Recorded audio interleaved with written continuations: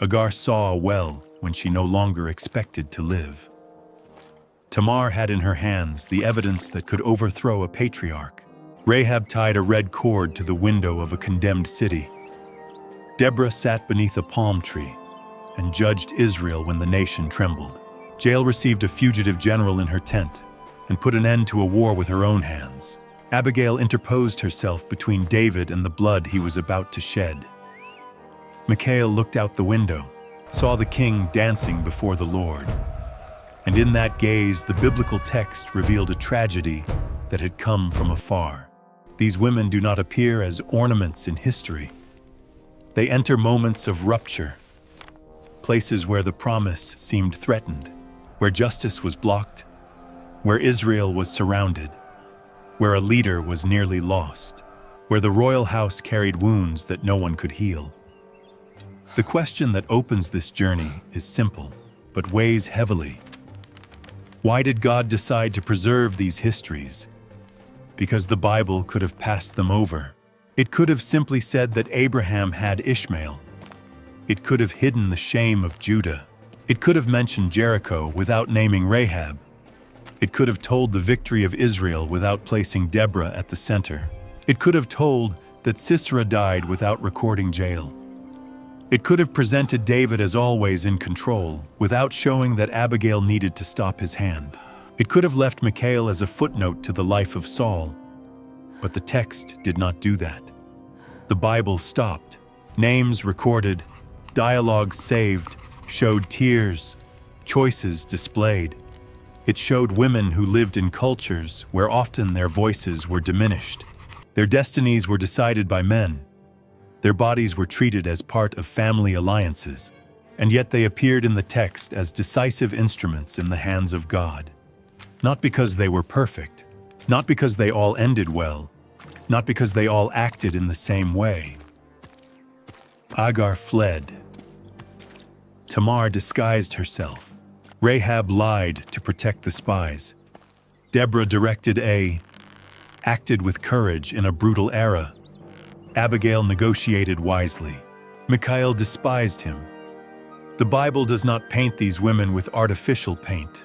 It shows each person within her world, with her limits, sorrows, risks, and consequences. And that is the point that makes these histories so powerful. God does not act only in palace halls. He acts in the desert. He acts in the tent. He acts in the window. He acts on the road. He acts in the house of a rude man. He acts in the silence of a rejected woman. He acts even when the chosen family seems to fall apart from within. If any of these histories moves you, write in the comments the name of the woman who caught your attention the most, and check if the channel bell is active. Because this type of study needs to reach those who read the Bible, but feel that some passages are still hidden. Now, the first woman, Hagar, the Egyptian slave whom God heard in the desert. What Hagar saw at the well and no one recorded it. The Bible does not begin Hagar's story with a pretty introduction.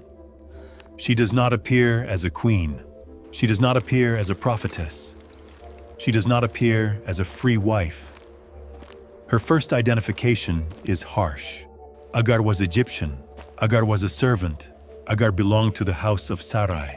The Genesis text does not explain how she arrived there. It does not tell if she was born in Egypt, if she was bought, if she was given as a gift, if she entered that family during Abraham's and Sarai's passage through Egypt. The Bible only places her inside the tent of the patriarchs, serving a woman who carried a promise, but also carried a pain. Sarai had no children. This phrase seems simple, but in the ancient world, it had weight like a prayer.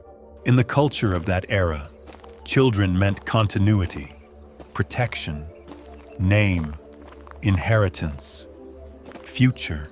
A childless woman could feel that her story was being erased little by little.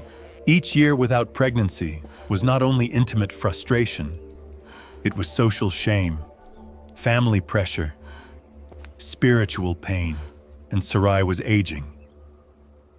Abraham had received a great promise from God. I will make you a great nation. I will bless you and make your name great.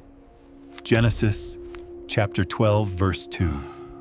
A great nation. But how could a nation exist without a child? How would there be descendants without an open womb? How would the promise advance if time seemed to close all doors? It is in this tension that Hagar enters, not by choice, not by a call she heard, not by a decision made before God. She enters because Sarai decided to solve the promise using the customs of the ancient world. Behold, the Lord has prevented me from having children. Please take my servant, and through her I will build myself with children. Genesis chapter 16, verse 2. This phrase reveals a lot. Sarai did not simply say, "I want a child." She said, "Through her I will build myself with children." Hagar would be used as a path. Her body would become an instrument of a family construction that did not begin with her, nor would it end with her. The child born of Hagar would be counted socially within the house of Sarai. This custom existed in the ancient Near East. A barren wife could give her servant to her husband to engender offspring in her name. It was a human attempt to protect heritage, name, and promise. But the Bible shows the result without romanticizing anything. Abraham listened to Sarai. Hagar conceived. And when Hagar realized she was pregnant with a boy, the relationship inside that house changed. When she saw that she had conceived, she despised her mistress. Genesis chapter 16, verse 4. The servant who was previously below now had something the mistress did not have. The voiceless woman now carried in her womb what everyone was waiting for. The tent was too small for so much pain. Sarai felt humiliated. It is possible that Hagar felt superior. Abraham omitted. The text is brief, but the conflict is deep. Sarai went to Abraham and blamed him. "May the affront done to me fall upon you." Genesis chapter 16, verse 5. Abraham replied coldly, "Your servant is in your hands. Do to her what seems best to you." Genesis chapter 16, verse 6. This phrase is one of the saddest of the episode. Hagar carried Abraham's child, but Abraham returned her to Sarai's power as if she were merely family property. He did not protect Hagar, did not alleviate the pain of the two women, did not recognize the confusion his own decision helped create. So Sarai afflicted Hagar. The word used indicates severe treatment, oppression, humiliation. And Hagar fled. She escaped pregnant, alone, unprotected. No clear plan, no guarantee of arriving anywhere. The desert path forgave no one. A pregnant woman, a foreigner, a fugitive slave walking through dry regions. She was someone surrounded by risk. The Bible does not describe the heat, thirst, exhaustion, fear of being found, the weight of the child in the womb. But the silence of the text forces the reader to feel the magnitude of that flight. Hagar left Abraham's tent, left the house of the promise, left the place where God was directing a world history. And it was exactly in the desert where God found her. The angel of the Lord found her by a spring of water in the desert, by a spring on the way to Shur. Genesis chapter 16, verse 7. This phrase must be read slowly. God found Hagar. The text does not say that Hagar sought God. It does not say she built an altar. It does not say she said a long prayer. It does not say she knew what to ask. God found her near a fountain on the way to Shur.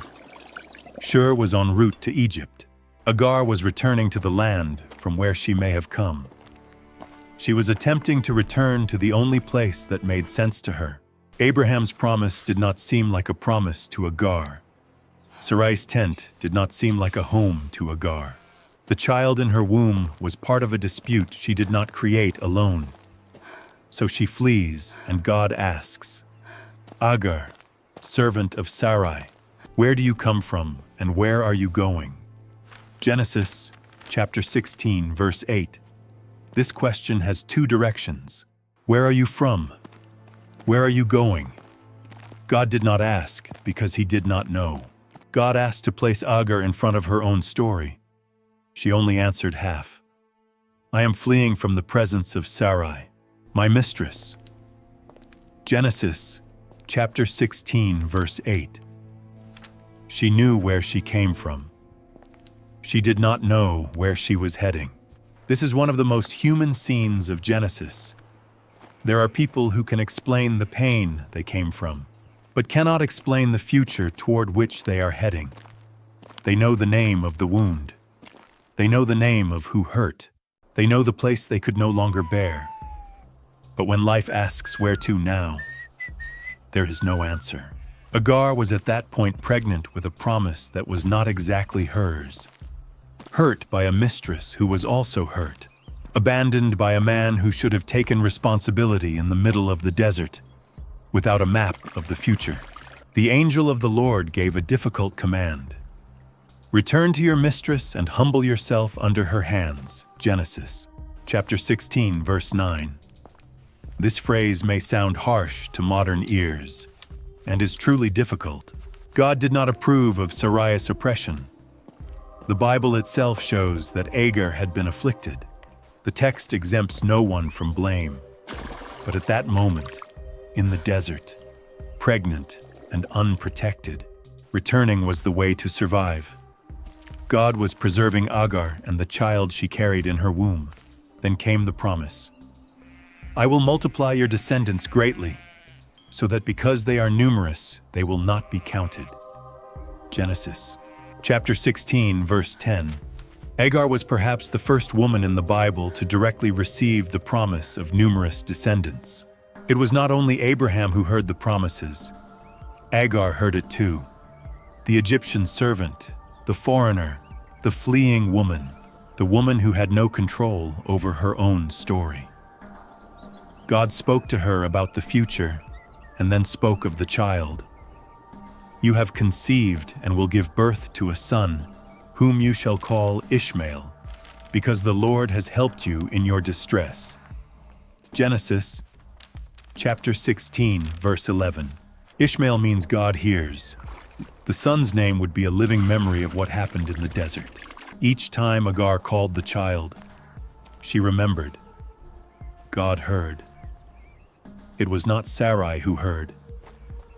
It was not Abraham who heard. It was not the tents that heard. God heard. This is the part that changes everything. Hagar was not invisible to God. Her voice was not lost in the heat of the desert. Her affliction was not too small for heaven. God did not only see the legitimate wife of the promise. God saw the Egyptian servant placed in the middle of the crisis, and Hagar responded by giving a name to the Lord. You are the God who sees. Genesis chapter 16, verse 13, in Hebrew. The expression became known as El Roi, the God who sees. This is one of the strongest declarations of the entire Old Testament. Hagar not only received information, she received revelation. She understood something of God from her own pain. God sees people whom others use, hurt, push, and forget. And the following phrase is even deeper. Did I not look in this place upon the one who sees me? Genesis chapter 16, verse 13. Hagar saw the God who saw her. The well received a name. Bir Lahai Roy, the well of the living one who sees me. This is extraordinary. In a world where wells were places of survival, God transformed a fountain of water into a monument of encounter. Hagar arrived there as a fugitive. She left there as a woman who had heard a promise. She returned to the tent with a name for her son, a name for God, and a name for the place. What the high priest saw in the Holy of Holies, Hagar saw differently in the desert. The certainty that the living God was attentive. She did not see the ark. did not see golden cherubim, did not see the veil of the temple, did not see blood sprinkled on the Day of Atonement. Hagar saw water, saw survival, saw God in the place where no one expected to find themselves. That is why the title question weighs so heavily. What did Hagar see at the well and no one recorded? The Bible recorded the essential, but did not record her face at that moment. It did not record her hands shaking. It did not record how she touched her womb after hearing the name of Ishmael. It did not record how long she sat near that fountain before gathering the courage to return. The text does not record tears drying, does not record the first step back. It does not record Abraham's silence when she returned. It did not record Sarai's look, but enough was recorded so that never again do we say that Hagar was simply an unimportant servant. She was the woman who discovered in the desert that God hears and sees. A few years later, the history would repeat itself with an even greater pain. Ishmael was born. Abraham was 86 years old when Hagar bore him a son. For a time, that boy seemed to be the natural path of the promise. But God had said that the covenant would come through Sarah, not through Hagar. When Abraham was 100 years old, Isaac was born. The house filled with joy. Sarah laughed. The impossible crossed the door. The Lord visited Sarah as he had said, and the Lord fulfilled what he had promised. Genesis chapter 21, verse 1. But where there is a fulfilled promise, there can also be conflicts that remained hidden, waiting for an occasion. Isaac grew and was weaned. Abraham made a great feast at that moment of celebration. Sarah saw Ishmael laughing or mocking. Translations vary in how they express it. But the result was serious. Sarah asked Abraham to dismiss Hagar and Ishmael. Reject this slave and her son, because the son of this slave shall not be heir with Isaac, my son. Genesis chapter 21, verse 10. Sarah's words are harsh. She did not say Hagar. She said this slave. I did not say Ishmael, she said. Your son. The old pain returned with vengeance. Abraham was distressed because Ishmael was his son. God spoke with Abraham and confirmed that the lineage of the covenant would continue through Isaac, but also promised to make Ishmael a great nation, since he was a descendant of Abraham. So, in the morning, Abraham took bread and a skin of water, gave them to Hagar, placed the child with her, and dismissed her. This scene is one of the most painful of Genesis. Bread, water, a mother, a son, and the desert again. Hagar left and wandered in the desert of Beersheba. The word wander indicates lack of a clear path. She was not simply walking, she was wandering. The water ran out. When water runs out in the desert, the climate changes. Each breath is heavy. Each step costs. Dry mouth. The body weakens. The mother looks at her son and realizes what no mother wants to realize. There is no remedy left. Hagar placed the child under a bush, then walked away. The Bible says she sat at a distance, about a bow shot away, because she said, "In that way I will not see the child die." Genesis chapter 21, verse 16. This phrase stretches across the centuries. Hagar did not have the strength to see the end of her son. The pregnant woman who had already fled was now in the desert with her son outside her womb, and the pain was greater. Before, she feared for herself. Now, she feared for him. She raised her voice and wept. The text says, God heard the voice of the child. But God heard the voice of the child. And the angel of God called Hagar from heaven and said, "What is the matter with you? Hagar, do not fear, because God has heard the voice of the child from where you are." Genesis chapter 21, verse 17. Again God heard. The name Ishmael was fulfilled. Again God heard the child. God called Hagar by her name, and he said, "Do not fear." Then came the command, "Get up, lift up the child. Take his hand, because I will make him a great people." Genesis chapter 21, verse 18. God did not give Hagar a long speech. He gave direction. Get up. Hold the boy. The promise still stands. Then occurs the scene of the well. When God opened her eyes, she saw a well of water. She went and filled the skin with water and gave the child a drink. Genesis chapter 21, verse 19. The text does not say God created the well at that moment. It says God opened Hagar's eyes. The well was there, but she could not see it. Pain can do that. Despair reduces vision. Fatigue erases the exit. Thirst convinces the soul that there is no water anywhere. Hagar was so overwhelmed by the possibility of death that she could not see the source of life near her.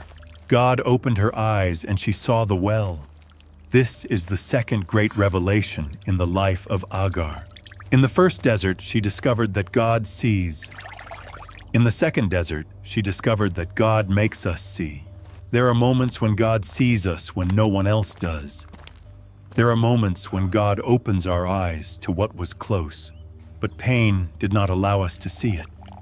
Hagar filled the skin, gave water to the child. Ishmael lived.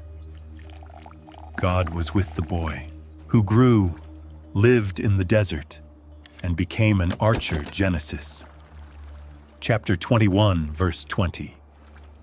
Hagar's story does not end in the palace. It ends in the desert, but it does not end without God. Ishmael grew where it seemed he would die. Hagar survived where it seemed she would be forgotten. The mother who wept in the distance saw her son rise, and this changes Israel in a profound way. Perhaps someone wonders, if Hagar is not the mother of the lineage of the covenant, how did she change Israel? The answer lies in the contrast. Hagar's story forced Israel to remember that God not only sees the main line of the promise, he also sees who was hurt along the way. Israel could not tell its own origins, speaking only of Abraham, Sarah, and Isaac. The text also preserves Hagar and Ishmael. It preserved the tension. It preserved human error. It preserved the pain of the foreigner. It preserved the God who bends down to hear the cries of those in the desert. Hagar changed Israel because her story revealed something the nation could never forget. Choosing is not permission to despise the afflicted. God chose Isaac for the covenant, but did not abandon Ishmael. God sustained Sarah in the promise, but did not erase Hagar from his memory. God guided Abraham, but also confronted Abraham's house with the consequences of their decisions. Hagar is the woman who shows that the God of Israel is not a tribal God, small, confined to a tent, limited by a family, indifferent to strangers. He is the God who sees the Egyptian, hears the child in the desert, opens eyes to hidden wells, gives a future to those who were dismissed with bread and water. This speaks directly to those who carry the feeling of having been used, displaced, or forgotten. Perhaps you are not in the desert of Beersheba. Perhaps you do not walk with an empty skin. Perhaps you are not under the old sun looking for water for a child. But there are deserts that fit inside a house. There are deserts within marriage. There are deserts after a dismissal. There are deserts in solitary motherhood, in family rejection, in emotional abandonment, in the feeling that no one knows what you are enduring. Hagar's story does not authorize anyone to romanticize suffering. She does not say the pain was small. She does not say Sarah was right in everything. She says Abraham handled everything to perfection. She says God entered the story of a woman whom others treated as a piece within a larger plan, and God called her by her name, Hagar. This detail matters. For Sarai, she could be my servant. For Sarah, later on she could be that slave. For Abraham, in his moment of omission, she could be someone returned to the hands of the lady. But to God she was Hagar. God did not lose her name. The ancient world could classify her by origin, function, and social position: Egyptian, servant, concubine, the mother of Ishmael. God spoke to her as a person. Hagar. What do you have? Hagar. This question is still relevant. God does not ask to humiliate. He asks to bring pain to light. What do you have? Hagar. What are you weighing? What has ended? What can you no longer look at? What boy did you put under the bush because hope seemed to die? What well is near, but your tired eyes cannot see? This story does not promise that all family conflicts will be resolved as we want. It does not promise that those who hurt us will always ask for forgiveness. It does not promise that the desert will turn into a garden the same day. But it shows that God is present before the end. He arrives before death has the last word. He hears before silence swallows everything. He opens eyes before thirst defeats him. And when Hagar saw the well, she not only received water, received a future. The boy drank. The child lived. The child grew. The promise over him continued. There is a whole motherhood inside this scene. Hagar could not control Abraham's decisions. I could not change Sarah's heart. I could not erase the past. I could not turn the desert into a city. But she could get up. She could fill the skin. She could give water to her son. She could hold the boy by the hand. Sometimes faith does not appear as a pretty speech. It appears as a tired mother who gets up, looks for water, and keeps her son alive one more day. Hagar changed Israel because she showed that before Israel was a nation, God was already revealing himself as the one who sees the despised woman and hears the child in danger. And when Israel centuries later was called to care for the foreigner, the widow, the orphan, and the poor, the memory of Hagar would be there as an ancient testimony. People could not say that God does not care about the vulnerable. Hagar was at the beginning of the story, remembering that heaven hears deserts. The first woman of this journey did not enter through a door of honor. She entered through the door of pain and left leaving a name for God that no priest invented inside the temple. The King, the God who sees. Now the second woman does not appear in the desert. She appears inside a family that carried the messianic lineage, but was about to commit an injustice so profound that the promise itself could be blocked. Her name is Tamar, the woman who tricked a patriarch to fulfill the law. Tamar's story begins like those stories that many people prefer to skip. Genesis chapter 38 appears in the middle of the narration of Joseph. Suddenly the text abandons the dreams, the tunic, the cistern, the brothers selling Joseph, and opens a detour to speak of Judah. This deviation is not coincidence. The Bible shows two lines at the same time. Joseph goes down to Egypt and will be used to preserve the family from hunger. Judah decays morally within his own home and will have to face a woman he tried to forget. Judah, son of Jacob, distanced himself from his brothers and approached an Adullamite man named Hiram. Then he saw the daughter of a Canaanite named Shua and took her for a wife and had sons. The first was named the second Onan, the third Shelah. Judah took her for a wife. Her name was Tamar. We do not know who her parents were. We do not know her age. We do not know how she joined that family. The text presents her through marriage. Tamar enters history as Judah's daughter-in-law, wife of but was evil before the Lord. But the firstborn of Judah, was evil before the Lord. Therefore the Lord put him to death. Genesis chapter 38, verse 7. The Bible does not detail the wickedness of does not explain what he did. The silence avoids unnecessary curiosities, but makes it clear that the problem was serious before God. Tamar was left a widow. In the ancient world, a widow without children found herself in a weak position, without descendants. The husband's name disappeared, and the woman remained vulnerable. That is why a practice called levirate existed. The brothers deceased must take the widow to engender offspring to the dead brother. It would be considered that the first child would carry the name of the deceased. This was not only a family desire, it was the preservation of name, inheritance, and justice.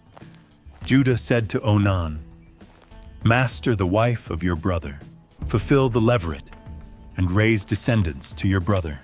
Genesis chapter 38, verse 8. Onan entered history as someone who seemed to obey, but inwardly rejected responsibility. He knew the child would not be considered his, so he took advantage of the situation, but prevented Tamar from conceiving. The text treats this as something evil, but what he did was evil before the Lord. Therefore, he also killed him. Genesis chapter 38, verse 10. Tamar was left a widow again, twice married within the same family, twice without a child, twice trapped by the destiny decided by men. Shelah, the third son of Judah, remained, but Shelah was still young. Judah said to Tamar, "Remain a widow in your father's house until Shelah, my son, becomes a man." Genesis chapter 38, verse 11. The phrase sounds like a promise, but the text reveals the hidden fear. Judah thought, lest he too die like his brothers. Judah looked at Tamar as a danger. He did not look at the wickedness of his sons. He did not look at the injustice committed against her. He did not look at his family obligations, saw a woman who had been widowed twice, and concluded that perhaps she was the problem. Then he sent Tamar back to her father's house, dressed in mourning clothes. Widow, wait, no husband, no child, no inheritance. There is no clear path. Time passed. Shelah grew. Judah did not fulfill. This is the central wound of the story.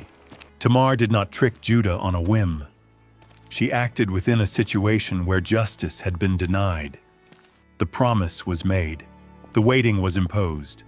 The obligation was abandoned. The biblical text does not call Tamar a rebel. Do not call Tamar impure. Do not blame her for starting the problem. On the contrary, in the end, Judah himself will be forced to recognize that she was more righteous than he.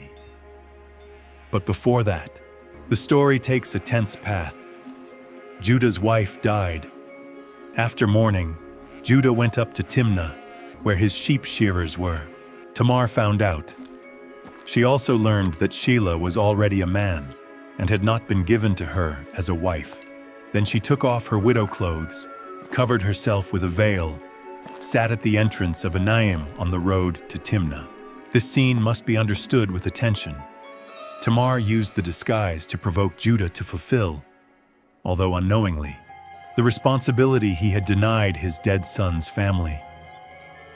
Judah saw her and thought she was a prostitute because she had covered her face. He approached, did not recognize Tamar, negotiated with her, promised to send a kid from the flock. She asked for a pledge. Judah delivered his signet ring, his cord, and his staff. These objects were not small details. The signet functioned as personal identity. The cord probably held this signet. The staff could represent position, authority, a mark of belonging.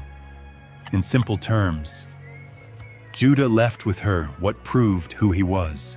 Tamar had in her hands the identity of the man who had denied her justice. Then she returned home. She put on her widow clothes again. Judah sent the male goat through his friend Hiram, but they did not find the woman. The locals said there were no cult prostitutes there. The friend returned. Judah preferred to leave the matter. Let her fulfill the promise for herself, so that we do not become despicable. Genesis chapter 38, verse 23. Judah was concerned about public shame. He was not concerned about justice. 3 months later, news arrived. Tamar was pregnant. Judah's reaction was immediate and harsh. Bring her out so she may be burned. Genesis chapter 38, verse 24. Here, hypocrisy appears unmasked. Judah, who had sought a woman on the road, now wanted to condemn Tamar for immorality. Judah, who had withheld Shelah, now wanted to punish Tamar. Judah, who had left his possessions as a pledge, spoke now as a judge. But Tamar did not cry out, did not defend herself with a long speech, did not expose Judah ahead of time. She sent the objects and said, "Of the man to whom these things belong, I am pregnant." Genesis chapter 38, verse 25. Then she added, "Recognize, I pray you, whose signet ring, this cord, and this staff are." Genesis chapter 38, verse 25. The word recognize carries a deep irony in the story of Judah. Years before, Judah and his brothers had taken the blood-stained tunic of Joseph to their father Jacob and had told him, "But recognize now whether this is your son's tunic or not." Genesis chapter 37, verse 32. Judah used recognize to deceive his father. Now Tamar uses recognize to reveal the truth. The word returns like a mirror. Judah had to look at the objects and see himself. There was no way to escape. Tamar could not be blamed. There was no way to maintain the pose of the judge. Then he made one of the most important confessions of Genesis. "She is more righteous than I, because I did not give her to Shelah, my son." Genesis chapter 38, verse 26. This phrase changes history. Judah recognized it. Tamar had forced the justice he withheld. She was not seeking a child only for personal desire. She was fighting for continuity, the name, the rights, and the repair within the family of the promise. Tamar conceived twins during childbirth. One of the children extended his hand, and the midwife tied a red thread, saying that one had come out first. But he withdrew his hand, and his brother came out first. The first to be born was Perez. Then Zerah was born with the red thread in his hand. Perez means rupture, opening, breach, and this name would become prophetic within the history of Israel. Because from Perez would come a lineage. From Perez would come Boaz. From Boaz would come Obed. From Obed would come Jesse. From Jesse would come David. And from the house of David would come the Messiah. Tamar. The woman Judah tried to leave waiting in her father's house, entered the genealogy of Jesus. Matthew insisted on recording her name. Judah fathered Perez and Zerah by Tamar. Matthew chapter 1, verse 3. Matthew could have omitted it. Many ancient genealogists omitted women, but placed Tamar at the very beginning of the messianic lineage. This is not a detail. It is theology inside a list of names. The gospel is saying that the Messiah's history passed through a woman who demanded justice when a patriarch failed. Tamar changed Israel because she preserved the lineage of Judah when Judah acted unjustly. Without Tamar, the line of Perez would not exist. Without Perez, the story of David would be different. Without David, the royal promise would take a different path. The woman, who seemed marginal within the narrative, maintained a central link with the promise. This is the type of story that dismantles rushed readings of the Bible. God did not hide Judah's failure. That did not erase Tamar's audacity. He did not clean the genealogy to make it seem more acceptable. The lineage of the Messiah bears names that remind us that God works in broken families, twisted stories, and histories where human justice has failed. Tamar is not a comfortable character. It forces the reader to think. When a woman needs to disguise herself to obtain the right that was denied her. The problem does not begin with the disguise. It begins with the injustice that left her without a path. This does not mean every human method is approved as a model to repeat. The Bible says so honestly. She does not turn Tamar into a formula, but the text makes clear who was in debt. Judah said, "How she is more righteous than I." The confession came out of his mouth. And perhaps this is Tamar's greatest victory even before the birth of her sons. She made Judah recognize it. Judah, who in the previous chapter had sold Joseph and deceived Jacob, was now facing a woman who had no political power, no army, no tribunal, no brothers to defend her. There were only objects that proved the truth. Stamp, cord, staff. Sometimes God allows truth to be kept for a time in the hands of those who have been silenced, and when the moment arrives, it is not necessary to shout the truth. She simply asks, "Recognize." Tamar withheld truth until the right moment. No formal tribunal was summoned to hear her. No council of elders gathered to evaluate the case. No priest recorded the defense. Judah himself took the place of accuser and judge. He determined punishment before investigating the story. But Tamar had evidence. She did not attempt to destroy Judah with public vengeance. She did not go out shouting his name through the streets. She sent the signs of identity and let his own conscience do the work. The signet said, "This man has a name." The cord said, "This man has a mark." The staff said, "Not this man has authority." Together they said, "This man is responsible." Biblical justice does not simply begin when someone is punished. It often begins when someone stops running from the truth. Judah stopped, and when he recognized the objects, he also recognized his own guilt. "She is more righteous than I, because I did not give her to Shelah, my son." Genesis. Wadihond, chapter 38, verse 26. This confession opened a rift in the life of Judah. The same man who had participated in the sale of Joseph experienced a confrontation inside his own home. The lie he had used against Jacob returned in the form of a question. The word "recognize" pierced his history like a sword. Before, Judah made his father recognize a tunic to believe in a false death. After, Tamar made Judah recognize his own objects to admit a hidden truth. God was working in Judah's character in a painful but necessary way. Later, when Joseph tested his brothers in Egypt, Judah would be a different man. He would take Benjamin's place, offer his own life as a pledge, and show real change. Judah's transformation did not begin in Joseph's palace. It began in part the day an impotent woman forced him to face his own injustice. Tamar also changed Israel for this. She not only preserved the lineage, she marked Judah's moral turning point.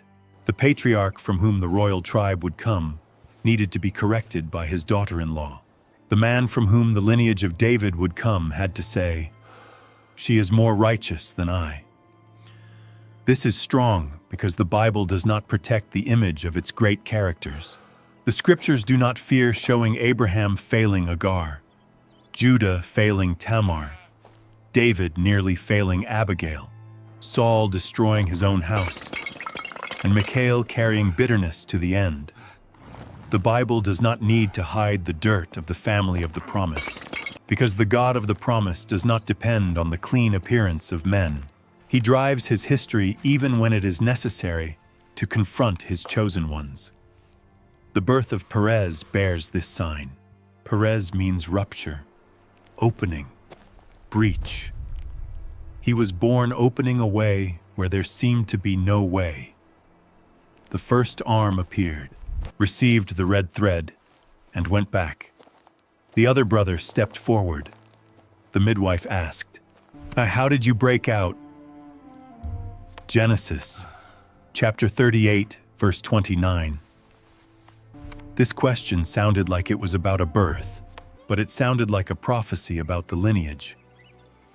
God opened a way out through Tamar, an exit within a stagnant family, an exit within a promise threatened by negligence, an exit to a story many would prefer to hide. When Matthew begins his gospel, places Tamar in the genealogy of Christ. Judah fathered Perez and Zerah by Tamar, Matthew. Chapter 1, verse 3. Matthew could have written simply, Judah fathered Perez, but he wrote of Tamar. Her name remained there at the beginning of the New Testament, as if the gospel were saying to the reader. The history of Jesus passes through places where human shame was conquered by the grace of God. Tamar has not been forgotten. The woman sent back to her father's house entered the list presenting the son of David, he who waited for Shelah and received no justice, passed to form part of the lineage that would bring the righteous king. This does not erase the tension of the story, nor does it transform every detail into a simple model. There are biblical texts that need to be read with reverence, because they show human beings acting within broken worlds, with family laws, ancestral customs, and pains that cannot be solved with easy phrases. Still, the main message remains clear. God saw Tamar, and God used Tamar to expose a mistake everyone tried to push away. Perhaps this story speaks to those who waited for justice and only received a delay. Later, when the final moment arrives, when so-and-so grows, when everything is ready, when the family decides, Tamar waited. Shelah grew. Judah did not fulfill. Waiting without truth becomes prison. There are those who call patience what in practice has become abandonment. There are people who call prudence what deep down is fear of doing what is right. Judah was not simply waiting for the right moment. He was avoiding a responsibility. Tamar saw this, and her story teaches that God does not consider small the rights denied to those who seem weak. The God of Israel cares about the promise, but he also cares about justice within the promise. It is no use talking about the holy lineage while a widow is left without a future. It is no use talking about the house of Judah while Tamar is forgotten in her father's house. It is no use carrying a signet, cord, and staff if these symbols of authority do not serve to protect those who have been hurt. Judah needed to learn this. Israel did too, and so do we. Because many people want to be part of the great story of God, but do not want to correct small injustices at home. Wants to talk about destiny, calling, and promise, but ignores the person waiting for a right attitude. Wants to defend family, ministry, name, and reputation, but forgets that God asks. What was done with those who depended on our integrity? Tamar appears as a mirror, not a comfortable mirror, a mirror that asks, who was left waiting for the justice you promised and did not fulfill? Her story does not end with the destruction of Judah. It ends with the recognition of Judah. This is a hope. Whoever recognizes it can still change. Whoever stops before the truth can still be treated by God. Whoever says, "She is more righteous than I," has taken the first step to stop being a prisoner of their own lie. Tamar changed Israel because a woman without a throne, without an army, and without a public voice withheld truth until the patriarch was forced to see it. And from her story was born Perez, the breach, the opening, the path through which the lineage of David would pass. From the tent of Judah, the narration moves to a city surrounded by walls, an ancient city, famous, feared, watched from afar by people who had just crossed the desert. In its streets lived a Canaanite woman, marked by a profession many would take advantage of to dismiss her without listening to her faith. Her name was Rahab, the prostitute of Jericho, who became the ancestor of Jesus. Jericho was closed. The gates did not open. The residents knew Israel was near. Stories had arrived before the soldiers. The sea opened. Kings fell on the other side of the Jordan. A people who had Salida from Egypt advanced not only with weapons, but with the name of a god to whom nations already feared.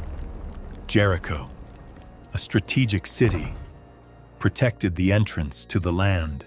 Anyone coming from the Jordan Valley would find its walls as a barrier. It was of those cities that seemed to say, "From here no one can pass." But inside that city was a house leaning against the wall. And inside that house was a woman who had already understood what many kings refused to admit. Rahab. The Bible calls her a prostitute. From Shittim Joshua, son of Nun, sent 2 men spies in secret, saying, "Go, view the land and Jericho."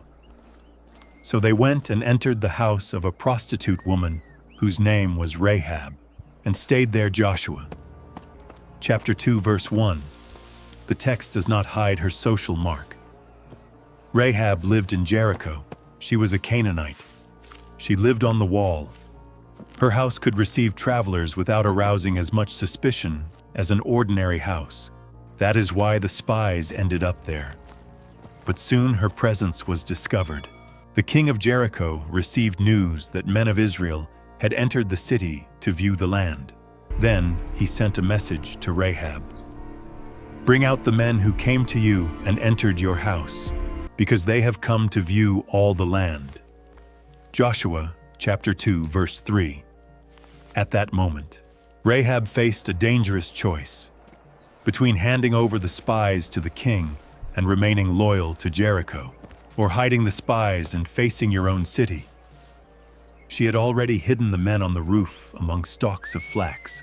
So she answered the messengers of the king, saying that the men had come to her, but she did not know where they had come from. And at dusk, when the gate was about to close, the men went out. She did not know where they went. "Pursue them quickly, for you will overtake them." She had already hidden the men on the roof among stalks of flax. So she answered the messengers, saying the men went away, and she did not know where they had gone. She ordered them to hurry after the spies. The pursuers set out on the road to the Jordan. The city gates closed, high on the rooftop. The spies were still alive. This part of the story always raises questions. Rahab lied. The text records the fact. But the central point of the narration is not to create a doctrine about lying. The attention centers on her faith and the decision to align herself with the God of Israel instead of remaining tied to Jericho. Both Hebrews and James will remember Rahab for her faith and her works of welcoming the messengers. By faith, Rahab the prostitute was not destroyed with the disobedient, because she received the spies in peace. Hebrews chapter 11, verse 31, in the same way, was not also justified by works the Rahab when she welcomed the emissaries and sent them out another way. James chapter 2, verse 25. The Bible does not turn Rahab into a secondary character, enters into the gallery of faith, and that is impressive. A Canaanite, a woman of Jericho, a person marked by a life that many religious people would look at with contempt. Still, when the moment came to discern who the true God was, Rahab saw better than many who were born inside Israel would see later. She went up to the roof before the spies fell asleep and spoke to them. Rahab's speech is one of the strongest confessions of the book of Joshua. I know that the Lord gave you this land, and that the terror that you instilled has fallen on us, and that all the inhabitants of the land are fainting away. Joshua, chapter 2, verse 9. She did not say, "Maybe you will win." She said, "I know it." Rahab interpreted the events. She spoke of the Red Sea. She spoke of kings Sihon and Og. She spoke of the fear that had fallen upon Jericho. As we heard this, our heart melted, and there was no more courage in anyone because of your presence. For the Lord your God is God in the heavens above and on the earth beneath. Joshua, chapter 2, verse 11. This phrase is the spiritual center of the story. Rahab confessed that the Lord is God in heaven above and on earth beneath. She had not grown up in the desert while manna fell in the morning, had not heard Moses teach the law at Sinai, had not seen the pillar of fire guiding Israel, had not crossed the sea with the Hebrews. But she heard, believed, and acted. Her faith was born from news that for others only produced fear. In Rahab, fear turned into surrender. Jericho heard the same stories. The king heard. The soldiers heard. The whole city heard. But the majority hardened. Rahab bent. This detail changes everything.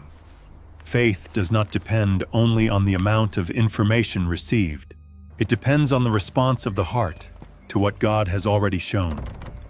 Rahab knew Jericho would fall.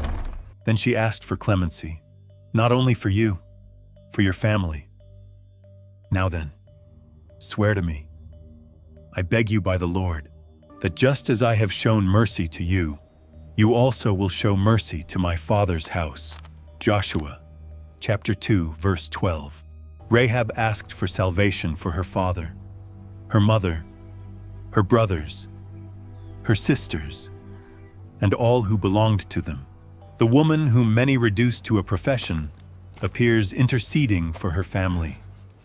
She thought of the house, thought of the future, thought of those who perhaps did not even have the same faith as her yet. The spies made a deal, their lives for the life of her. But there was a sign, a red cord. You shall tie this scarlet thread in the window through which you let us down. Joshua, chapter 2, verse 18. This cord had a practical function. It would indicate the house that should be saved when Israel entered the city. But the symbol remained strong in biblical memory. Red in the window, a house on the wall, judgment passing through the city, a family reuniting under a sign. Mucha people see here a distant echo of the Passover in Egypt, when the blood of the lamb marked the doors and the marked houses were saved. The text of Joshua does not say that the cord was blood, nor does it order to transform the detail into a forced allegory, but the image speaks of the great history of redemption. In the midst of judgment, God separates a place of mercy for those who believe. Rahab let the spies down through the window because her house was on the wall. They escaped. She tied the red cord to the window. Then the waiting began. This waiting is perhaps one of the most intense parts that the text does not detail. Rahab knew the city would fall, but did not know the day. She saw doors close, saw soldiers circulating, saw fear grow. Perhaps she looked at the red cord several times, wondering if the spies would keep their word. Perhaps she called her father, her mother, her brothers, and sisters to the house. Perhaps some resisted. Perhaps someone asked why they should stay in her house. The text does not count the family conversation, but the result counts. When Israel surrounded Jericho, the city did not fall the first day. For 6 days, the people surrounded the walls once a day. The priests carried the ark. Trumpets sounded. Soldiers walked. The people kept silence inside the city. The people observed the strange religious siege. It was not just any attack. It was not a battering ram that hit the door. It was not a ladder climbing the wall. It was marching, silence, trumpet, ark. Rahab waited. On the seventh day, Israel surrounded the city 7 times. Here all numbers weigh. 6 days of waiting. The 7th day, 7 laps. Then the sound of trumpets. Then the shout of the people. Then the people shouted, and the priests blew the trumpets. When the people heard the sound of the trumpet, they raised a great shout. The walls collapsed, and the people went up into the city, each one in front of him, and captured it. Joshua chapter 6, verse 20. The walls fell, the city was taken. But Joshua remembered Rahab. But Joshua said to the 2 men who had spied out the land, "Go into the house of the prostitute and bring her out from there with all that she has, as you swore to her." Joshua chapter 6, verse 22. The marked house was saved. Rahab left. Her father left. Her mother left. Her brothers left. Everything that belonged to her. And they brought out Rahab and her father's house and all that she had, and she dwelt in the midst of Israel to this day. Joshua chapter 6, verse 25. This phrase is enormous. Rahab lived in the midst of Israel. She not only was saved from destruction, she was integrated with the people. The woman of Jericho began to live among those entering the promised land. The Canaanite woman became part of the community of the pact, and the history did not stay there. The Gospel of Matthew registers that Rahab entered the genealogy of Jesus. Salmon fathered Boaz by Rahab, Matthew chapter 1, verse 5. Rahab was the mother of Boaz. Boaz would marry Ruth. Ruth would be the great-grandmother of David. David would be the king of the promise. And from the lineage of David would come Christ. So, the question becomes inevitable. Why does a Canaanite woman appear in the genealogy of the Messiah? Because the grace of God has never been small. Because the promise made to Abraham already pointed to all the families of the earth. In you all the families of the earth shall be blessed. Genesis chapter 12, verse 3. Rahab is a window open to that promise. Even before Israel was established fully in the land, a woman of Jericho was already being grafted into history. God was showing that the future of Israel would not be built on proud ethnic purity, but on faith in the living God. Rahab changed Israel because her house was the first signal inside Canaan that mercy could reach even those who came from outside. She also changed Israel because her descendants touched royalty.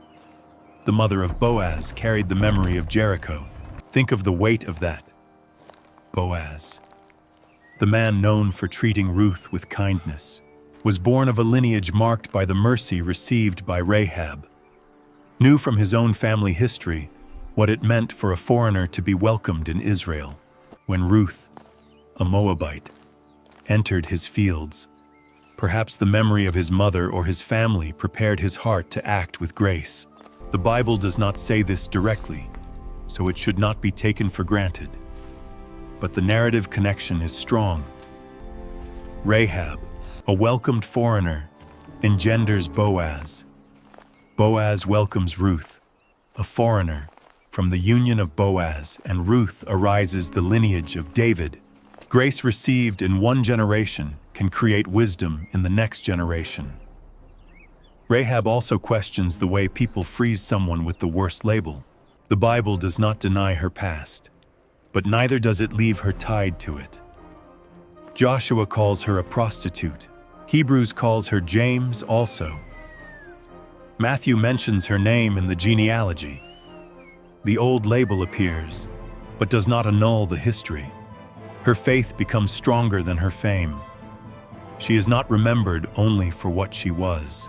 She is remembered for what she believed, for what she risked, for the house that you saved, for the cord that you tied, for the God that you recognized. This is directed to people who think that the past has put an end to their lives. Rahab shows that a marked story can become part of a holy lineage when a person responds with faith to the living God. The fall of Jericho was not only a military victory, it was also a spiritual surgery. On one side, a city that heard of God and closed its doors. On the other, that heard about God and opened the window. The king sent to look for the spies. Rahab hid them. The city enclosed itself. Rahab tied the sign. Jericho trusted in walls. Rahab trusted in the sworn word in the name of the Lord. In the end, the walls fell. The marked window remained as a place of liberation. There is an enormous difference between being inside a solid structure and being under a true promise. Jericho had walls. Rahab had a word. Jericho had soldiers. Rahab had a cord. Jericho had closed doors. Rahab had an open window toward the future. And when God decided to act, the strength of the city could not save the city, but the faith of a woman saved a home. That is the dura beauty of the story. Rahab did not save all of Jericho, but she saved her own. She could not control the king. She could not change the city policy. She could not avoid judgment on a system that resisted God. But she could respond to what she heard. She could hide the messengers. She could ask for pity. She could gather the family. She could tie the red cord. Sometimes faith begins with what is within our reach. A closed door, a rooftop, a window, a cord, a decision, and God does the rest. Rahab changed Israel because she forced the nation to begin its life in Canaan, remembering that a foreigner could believe before many Israelites. She entered the land not as a defeated enemy, but as a living witness that the Lord is God above in the heavens and below on the earth. Prepares also the path to a truth that the New Testament will say clearly: faith welcomes those who turn to God, even if they come from afar, even if they are marked, even if they come from a condemned city. The red cord in the window of Rahab remained as a signal of a woman who decided not to die with the world she knew. She could have stayed in silence. She could have obeyed the king. She could have handed over the spies. She could have said, "I was born in Jericho. I will die in Jericho." But she believed that the God of Israel was greater than the city where she lived. And this faith led her to a story that she never could have imagined. Rahab left Jericho, entered in Israel, generated descendants. Her name reached the genealogy of Christ. The woman of the wall entered the lineage of the Messiah.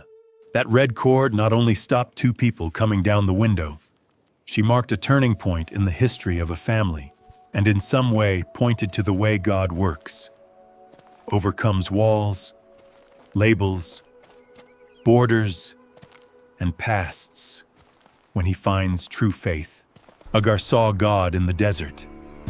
Tamar imposed justice within the house of Judah.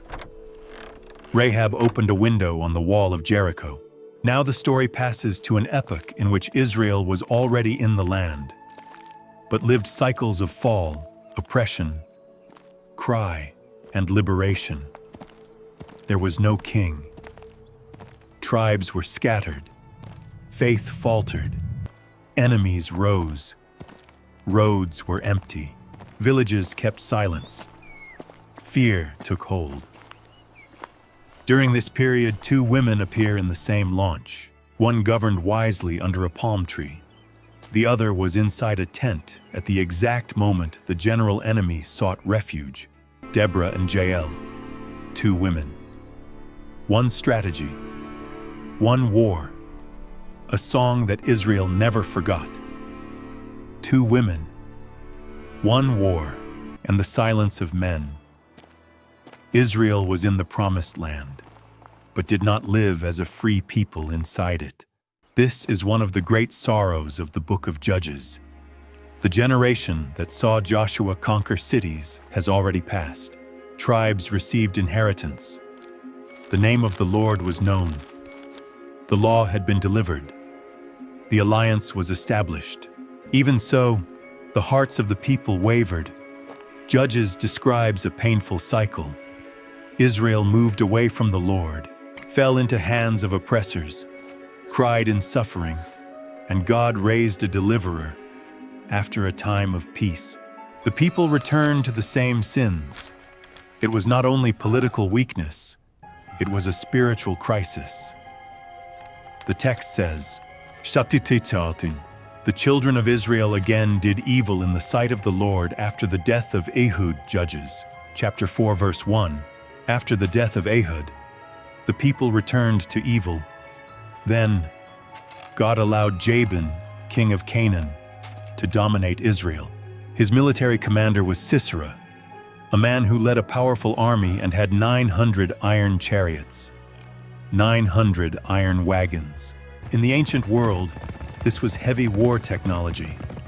An iron chariot on the battlefield caused fear. Many vehicles together could crush infantry, break formations, chase fugitives, and control open regions. Israel was at a disadvantage. It was not just an ordinary battle.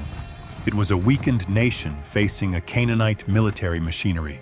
Sisera had cruelly oppressed Israel for 20 years. So, the children of Israel cried out to the Lord because Jabin had 900 iron chariots and had harshly oppressed the children of Israel for 20 years. Judges, chapter 4, verse 3. 20 years of oppression. 20 years of dangerous roads. 20 years of villages living with fear. 20 years of mothers watching their children grow up threatened. 20 years of men avoiding open roads because iron chariots dominated the routes. The Song of Deborah in the following chapter shows how life stalled. The villages in Israel stood deserted. They rested until Deborah, arose a mother in Israel. Judges, chapter 5, verse 7. This phrase is one of the strongest of the entire story. Deborah does not present herself first as a warrior, she says. I arose as a mother in Israel.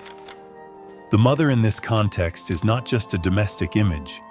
It is protection, care, moral authority, sensitivity to realize that an entire people sickened with fear when the roads became empty. Deborah stood up. She was a prophetess. She was also a judge. Deborah, prophetess, wife of Lapidoth, was judging Israel at that time. Judges, chapter 4, verse 4. The text does not ask permission to say this. Do not apologize. Do not treat Deborah as an accident. She judged Israel. People came to her in search of guidance and decisions. Deborah was sitting beneath a palm tree between Ramah and Bethel in the mountainous region of Ephraim. The image is simple but powerful. While the people were prey to fear, a woman remained at her post, listening to causes, discerning the will of God, and guiding Israel. The palm tree of Deborah became a place of direction. It was not a palace. It was not a fortress. It was not a war room. It was a tree. Beneath it, a woman listened to God and judged the people. In times when the nation was disoriented, God put wisdom beneath a palm tree. Then, Deborah called Barak. He was son of Abinoam from Kadesh in Naphtali. The order that she transmitted did not nace from military opinion. It nassed from the word of the Lord. Has not the Lord, God of Israel, commanded, saying, You go and gather people to Mount Tabor and take with you 10,000 men of the children of Naphtali and of the children of Zebulun. Judges, chapter 4, verse 6. 10,000 men, Naphtali and Zebulun, Mount Tabor. The strategy was clear. God would attract Sisera with his chariots and troops to the Kishon Brook and deliver the enemy into the hands of Barak. And I will draw Sisera, the commander of Jabin's army, with his chariots and his troops to the river Kishon. and I will give him into your hand. Judges, chapter 4, verse 7. God had already given the word. The enemy would feel attracted. The place was defined. The result was promised. But Barak responded with fear. If you go with me, I will go. But if you do not go with me, I will not go. Judges, chapter 4, verse 8. Barak did not say that God needed to go. God had already promised, said that Deborah needed to go. This phrase reveals the weight of her leadership. Barak trusted so much in the prophetic presence of Deborah that he did not want to face Sisera without her nearby. Some see it as cowardice. Others see dependence on the prophetic word. The text allows us to feel both things. Barak obeys, but his obedience is marked by insecurity. Deborah accepted to go, but warned that the honor of the victory would not be his. I will certainly go with you. Nevertheless, the honor of the attack you undertake will not be yours. For the Lord will deliver Sisera into the hand of a woman. Judges, chapter 4, verse 9. This phrase opens the door to Jael. Even before Jael appears, it is possible that Barak thought Deborah was speaking of herself. But God prepared another woman, a woman outside the battlefield, a woman inside a tent, a woman who was not part of the military lineage of Israel. Jael. Before she entered, it was necessary for the war to begin. Barak gathered 10,000 men and went up to Mount Tabor. Deborah went with him. Sisera received the news and gathered his 900 iron chariots and all the people who were with him. The Canaanite army advanced toward the river Kishon. The landscape matters. Mount Tabor rises in the Galilee region. An army at the top had a defensive advantage. Iron chariots were strong on flat terrain, but vulnerable when mud, rain, and water turned the ground into a trap. The text of chapter 4 of Judges does not describe rain in detail at that moment, but the Song of Deborah in chapter 5 suggests an intervention from the sky. From the heavens fought the stars. From their orbit they fought against Sisera. The brook of Kishon swept them away. Judges, chapter 5, verses 20 and 21. The song speaks like war poetry. The skies fought. The brook passed. Nature entered the battle as an instrument of God. The iron chariots, which seemed an invincible advantage, became useless before the terrain that God transformed. This is typical of the way God acts in biblical history. Egypt depended on horses and chariots. The sea swallowed them. Sisera trusted in 900 iron chariots. The Kishon brook became a trap. Human strength depends on firm ground. God governs even the soil. Deborah said to Barak, "Get up, for this is the day in which the Lord delivered Sisera into your hands. Has not the Lord gone out before you?" Judges, chapter 4, verse 14. The phrase is short and full of authority. This is the day. The waiting is over. The fear must get out of hand. Barak descended from Mount Tabor with 10,000 men. The Lord defeated Sisera, all his chariots, and all his army by the edge of the sword before Barak. Sisera got down from his car and fled on foot. This detail shows the collapse of his confidence. The man of the car now walks without a car. The commander who terrorized Israel now seeks refuge. The oppressor of 20 years escapes alone. Barak pursued the cars and the army to Harosheth Hagoyim. The entire army of Sisera fell. Not one remained. But Sisera was still alive. He fled to the tent of Jael, wife of Hagar the Kenite. The Kenites had an ancient connection with Israel through Moses, since Hobab, a relative of Moses, was associated with this group. But Hagar had separated from the Kenites and had planted his tents near Kadesh. There was peace between Javan king of Hazor, and the house of Hagar. This makes the scene tenser. Sisera fled to a place where he hoped to find diplomatic security, thought that the tent of Jael would be a hiding place. Jael came out to meet him, said, "Turn aside, my lord, turn aside to me. Do not fear." Judges, chapter 4, verse 18. Sisera entered the tent. She covered him with a blanket, asked for water. She gave milk. This detail is important. Milk or curdled milk can bring a feeling of affection and welcome. Sisera not only received the minimum, received something that made him lower his guard. He asked her to stay at the door of the tent, and if someone asked if there was any man there, she should answer no. Sisera tried to make Jael an accomplice of his escape, but Jael was no refuge for the enemy of Israel. While he slept deeply exhausted, she took a tent peg and a hammer. The biblical text directly describes the death of Sisera. There is no need to enter into details beyond what the scriptures record. The question is not in the violence itself, but in the end of an oppression that had crushed Israel for 20 years. Sisera died in the tent of Jael. Barak arrived pursuing Sisera.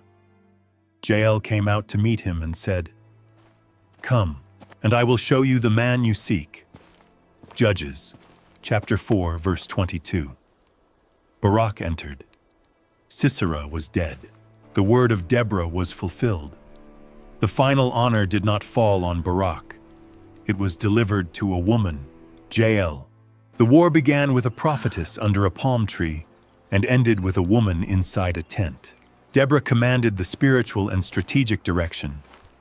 Jael carried out the result. One mobilized Israel. The other ended the escape of the enemy. Two women in different posts, acting in different moments, changed the course of the nation. Then came the song. Judges chapter 5 is one of the oldest and strongest poems of the Bible. Deborah and Barak sang victory. The song is not just a military celebration.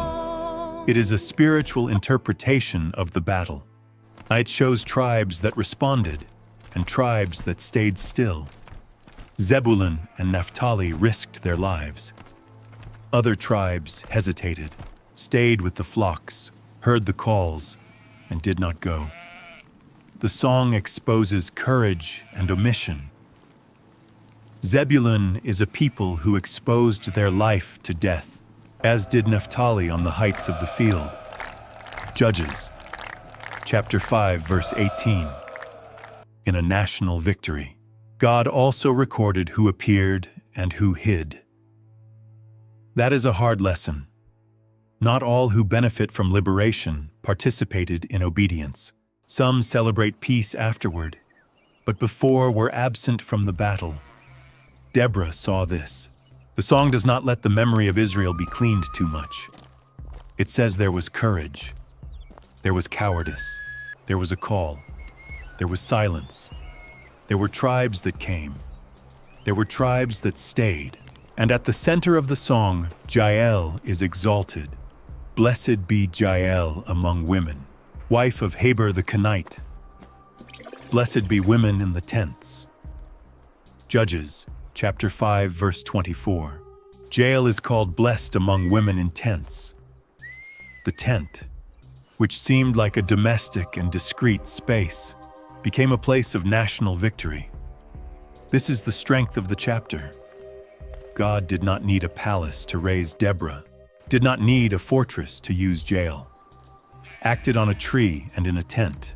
The story of Deborah and Jael changes the way many people imagine leadership. Deborah leads without asking apologies for leading. She hears God, calls Barak, transmits order, goes to the field, interprets the moment, sings victory. She does not try to be a man. Do not try to copy generals. Do not abandon your identity. She rises as a mother in Israel. This expression shows leadership that is not driven by vanity. Care for a threatened people. Deborah did not want a stage. She wanted liberation. Jael, on the other hand, does not appear speaking. She appears determined. Her courage is rapid, concrete, dangerous. She realizes that the man inside her tent is not just a tired fugitive. He is the commander of an oppressive system. He is the military leader who terrorized Israel for 2 decades. If he escapes, the threat could continue. So she acts. This duo shows 2 ways of bravery: courage to speak before the battle, courage to act in a critical moment. Deborah represents discernment, leadership, and prophetic word.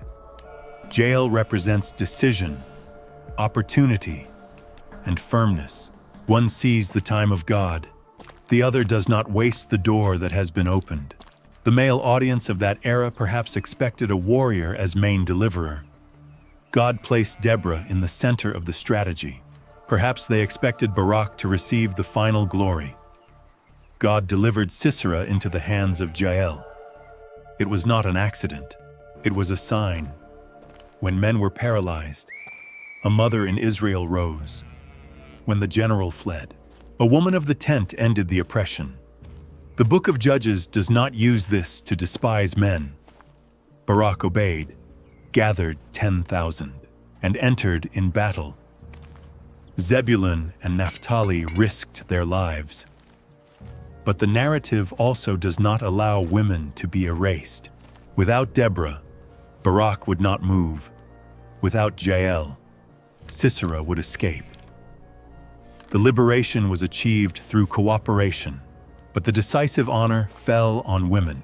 This changed Israel because for 40 years the land rested, and the land was in peace for 40 years. Judges, chapter 5, verse 31. 40 years of peace after 20 years of oppression. 40 years of families breathing. 40 years of reused roads. 40 years of towns rebuilding life. The war did not end only with the fall of the army. It ended with rest for the land. Deborah and Jael did not change Israel simply by defeating Sisera. They changed because they returned normality to a suffocating people. The empty roads have steps again. The silenced villages have voice again. The families living under terror returned to sow, harvest, travel, and celebrate. Peace has children on the roads. Sound of moving flocks. Sound of singing in houses. Sound of open doors. When Judges says that the land rested, it is saying that oppression lost control over daily life. This history also speaks to our time. There are people who think of courage only as a public confrontation. Deborah demonstrates that bravery also means discerning, guiding, calling someone by name, and saying, "This is the day." There are people who think that faith is simply a passive waiting. Jael shows that there are moments when opportunities require an immediate action. There are people who always wait for someone stronger to do what needs to be done. The text shows that God can put responsibility in the hands of those who seemed improbable. Deborah was beneath a palm tree. Jael was in a tent. Neither of them was sitting on a throne. Even so, a war raged around them. What do you do when God puts before you a responsibility that seems greater than your position? Deborah did not say, "I am just a woman under a tree." Jael did not say, "My tent has no importance for the war." Both understood the moment. This is a decisive point. Many people do not understand the goal of obeying because they think the place in which they find themselves is too small. The small house, simple work, discreet conversation, the decision that almost no one sees, the words spoken to a person, the door that opened for a while. But God many times changes great stories through acts that at first seem local and small. The palm tree of Deborah did not look like a center of government, but it was. The tent of Jael did not look like a battlefield, but it turned around. The house of Rahab did not look like a place of salvation, but it was. The well of Hagar did not look like an altar, but it became a monument. The house of the father of Tamar did not look like the beginning of the royal lineage, but from it arose Perez. These women have something in common. God placed them at points where history was stagnant. Hagar was trapped in rejection, Tamar by injustice, Rahab by a condemned city, Deborah by a paralyzed nation, Jael by escaping an oppressor. Each responded in the possible way within her context. And God made of these moments a mark in the history of Israel. The climax of Deborah and Jael is not just the fall of Sisera, it is in the final song. Because whoever sings after the war is saying that memory is not of the oppressor. For 20 years, Sisera wrote the routine of Israel with fear. After the victory, Deborah wrote the memories with praise. The song retook the narrative. The war would not be remembered only as a time of suffering, would be remembered as a moment in which the Lord marched at the head of his people. O Lord, when you went out from Seir, marching from the field of Edom, the land trembled, the skies dripped. Yes, even the clouds dripped water, Judges. Chapter 5, verse 4. The victory did not begin with the sword of Israel. It began with the march of God. The land trembled. The skies dripped. The brook passed. The Lord fought. Deborah and Jael were instruments, not the center of glory. Their greatness lies in obeying the God who was liberating Israel at the right time. That is why their story should not be reduced to a modern and superficial debate. It is greater than that. It is about God using women in an ancient world to expose the fear of men, awaken courage in the tribes, break enemy rule, and teach that spiritual leadership does not depend on military appearance. Deborah heard God. Barak needed courage. Jael noticed the hour. Israel rested. That is the movement. And in the middle of this movement, there is a phrase that remains. I arose as a mother in Israel. The motherhood of Deborah is not described by biological children in the text. It is a national maternity hospital. Saw vulnerable people and stood up to protect them. There are people who have this vocation, not only generating life in the body, but protecting life in times of fear, not only caring for a house, but protecting a generation with wisdom, not only saying beautiful words, but discerning when it is time to call Barak and say, God has already given the order. Deborah changed Israel because she directed when the nation needed direction. Jael changed Israel because she acted when the enemy tried to escape, opened the path of battle. The other closed the path of oppression, and the land reposed 40 years. After Deborah and Jael, the following woman appears in a very different scenery. There are no 900 iron chariots. There is no Mount Tabor. There is no Kishon Brook. There is no war song echoing among the tribes. There is a rich house in the desert. There is a foolish and aggressive man. There is a future king walking with 400 armed men, wounded in pride and disposed to shed blood. Halfway, a woman mounted on a donkey carries bread, wine, prepared sheep, cereals, raisins, and figs. She hurries, because if you arrive late, an entire family could die. Her name is Abigail. The woman who avoided that, David became a killer. David was not yet king on the throne, already had been anointed by Samuel, but still lived as a fugitive. This stage of his life is one of the most difficult to follow. David had a promise, but no palace, had called, but no security, had men around.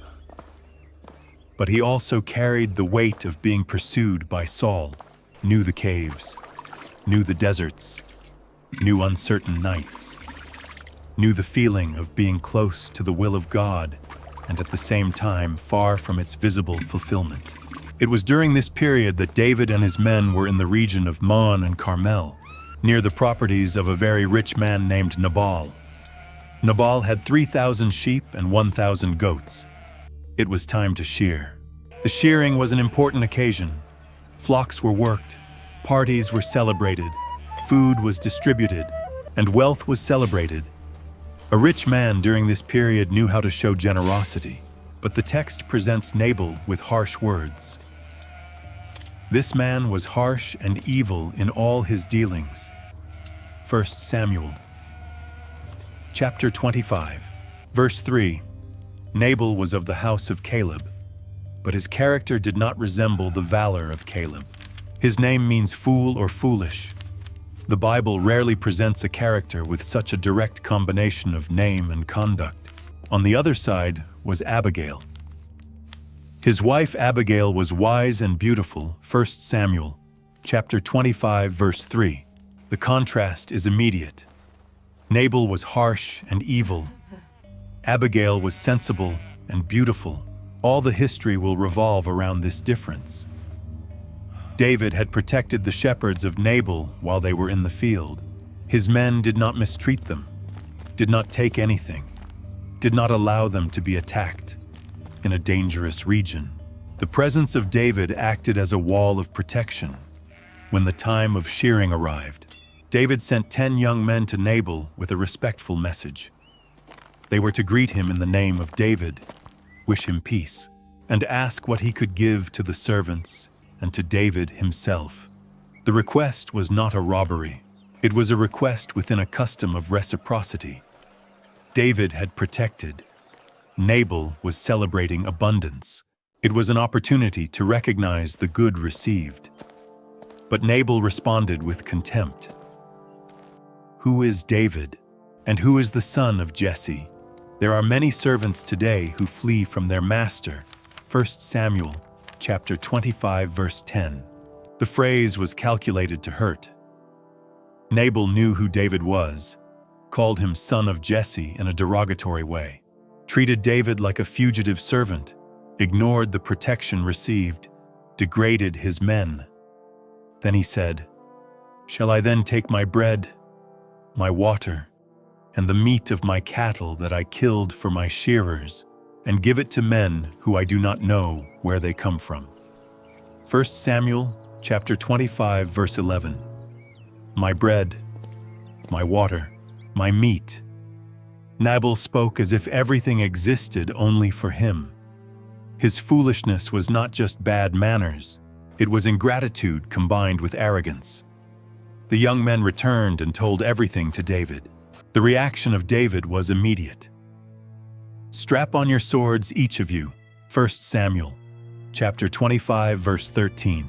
400 men went up with David, stayed 200 with the baggage. David was furious. The man after the heart of God was about to commit a massacre because of an offense.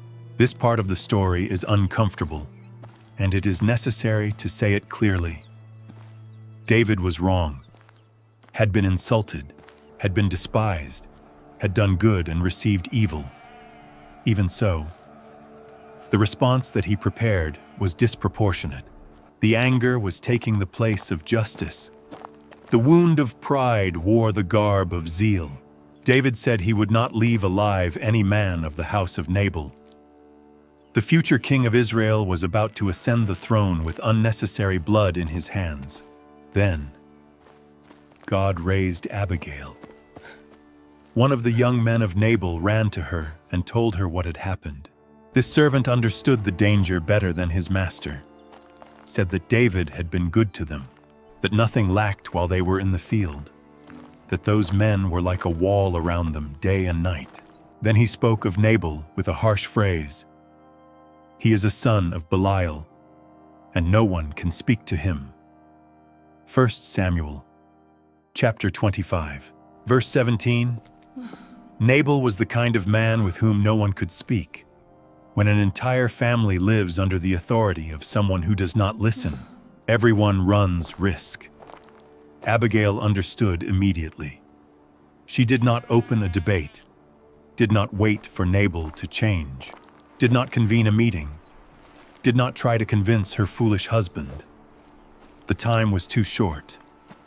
Prepared 200 loaves, 2 wineskins of wine, 5 prepared sheep, 5 measures of roasted grain, 100 clusters of raisins, and 200 fig cakes.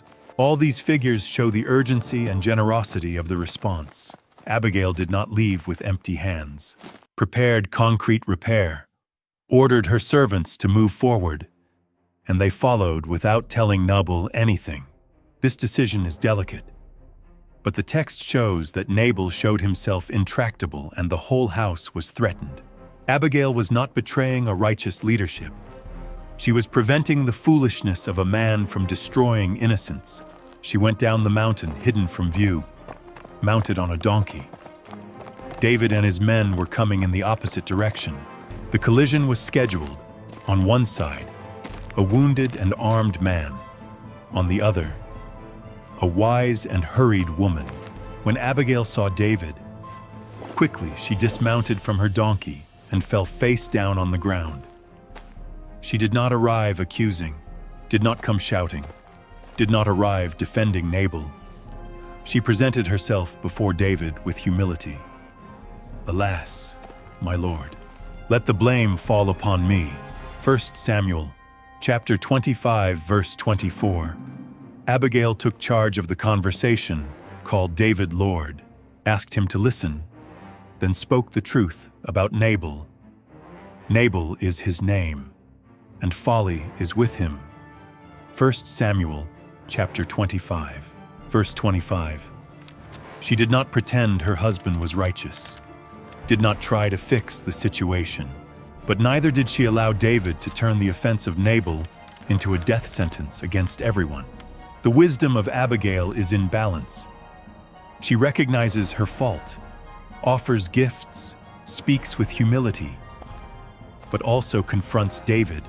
She says that the Lord prevented him from shedding blood and avenging himself with his own hands. As the Lord lives and as your soul lives, it is the Lord who prevented you from shedding blood and taking vengeance with your own hand. 1 Samuel, chapter 25, verse 26. This phrase is decisive. Abigail interprets her own arrival as an intervention of God. She is telling David, "Do not simply see a woman with shopping. Look at God stopping you in your tracks."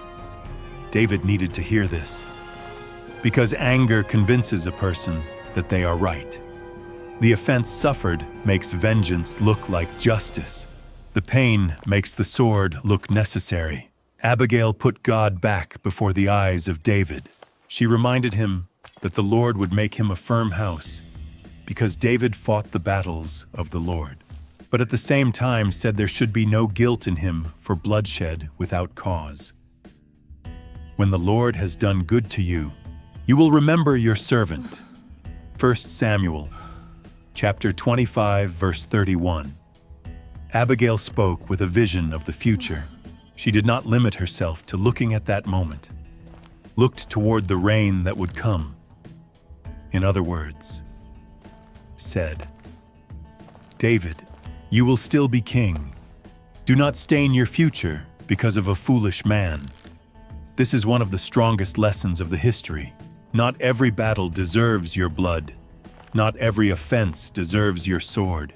Not every Nabal deserves that you destroy your own future trying to prove that you are right. David listened.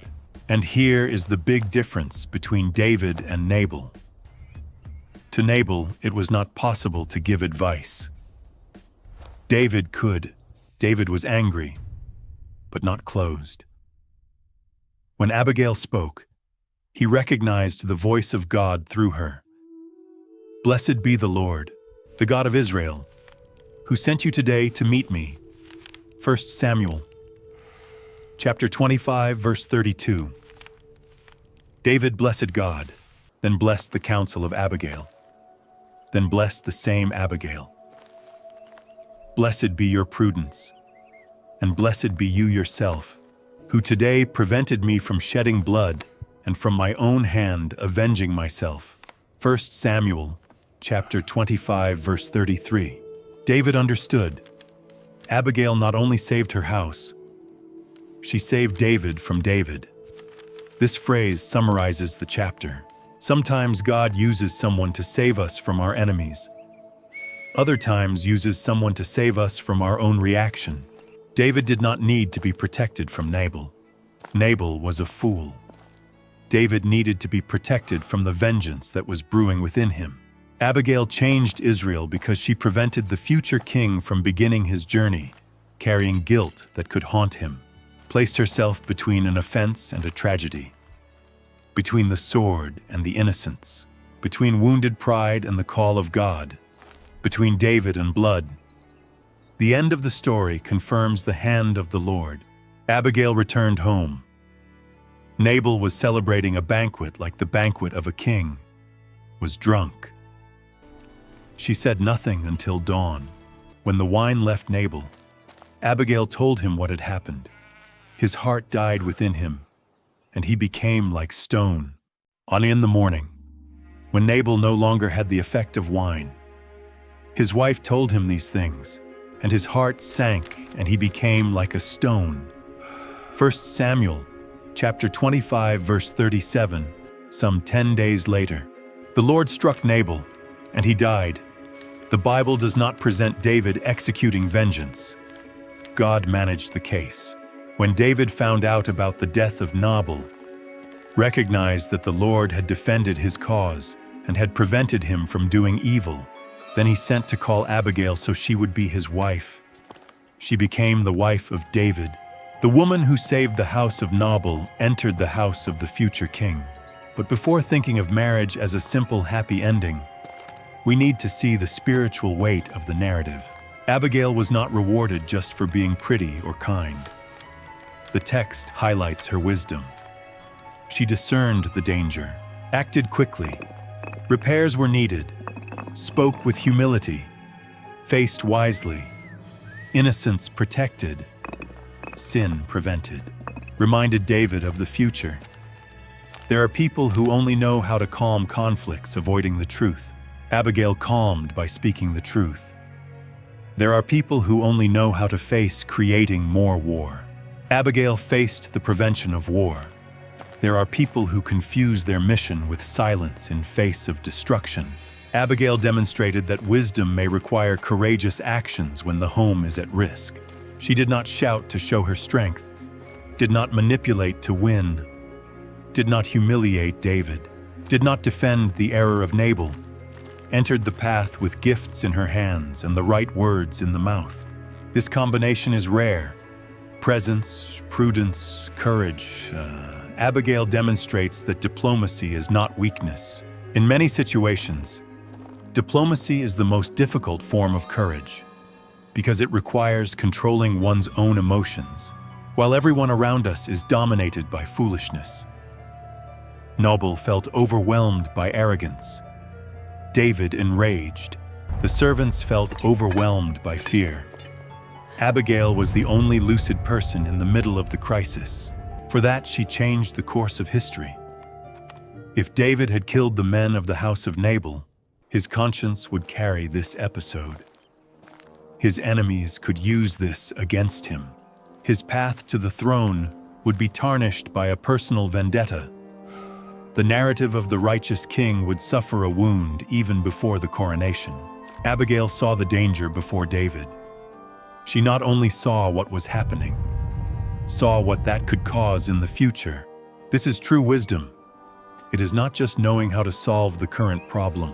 It is realizing that a decision made with anger can produce shame for many years. How many lives would change if someone stopped on the path before acting and asked, "Does this agree with the future that God is building in me?" David needed this question. We also need it because we all have our moments of David with a gun. Moments in which we were humiliated. Moments in which someone was ungrateful. Times in which we did good and received contempt. Moments in which the response seems obvious. The sword. Climb the mountain. Take the matter into your own hands.